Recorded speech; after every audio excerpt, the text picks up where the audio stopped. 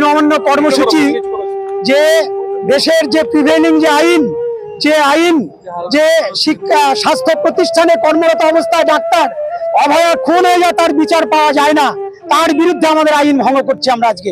আমরা আইন ভঙ্গ করছি।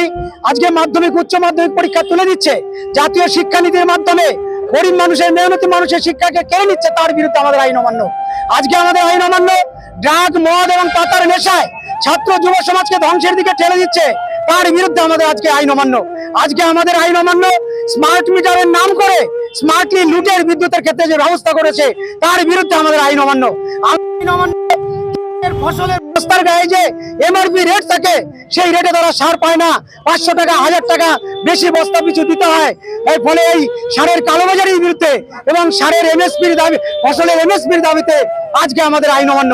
আমাদের আইন অমান্য বারসই থেকে রায়গঞ্জ সড়ক পথ তা স্থাপন করতে হবে, কালিয়াগঞ্জ বুনিয়াদপুর এবং ডালকোলা রায়গঞ্জ রেলপথ স্থাপন করতে হবে, রায়গঞ্জে drainage system underground drainage system চালু করতে হবে এবং রায়গঞ্জে সমস্ত রাস্তাগুলি ভাঙাচোরা অবস্থায় আছে, রাস্তা সারাই ব্যবস্থা করতে হবে।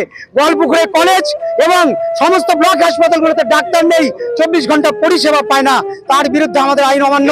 কিন্তু তো আপনাদেরকে আটকে দেওয়া হলো তো। হ্যাঁ, আমাদের যে আইন আমাদের রক্ষা করতে পারে না, সেই আইন একটা ন্যায্য দাবিতে আইন যে আন্দোলন, সেই আন্দোলন তারা আটকে দেওয়ার ক্ষমতা তারা রাখে, ফলে আজকে তারা আমাদের এখানে আটকে দিয়েছে। আমাদের আজকে পুলিশ প্রশাসন আমাদের আটকে দিয়েছে এবং আমাদের ছেলে মেয়েদের সাথে আমাদের কর্মীদের সাথে ব্যাপক ধস্তাধস্তির ঘটনা ঘটলো, এই আহত হয়েছে কেউ বলে। আজকে এরও বিচার আমরা চাইছি, এর বিরুদ্ধে আমরা প্রতিবাদ দিবসের ডাক দিব আগামীকাল।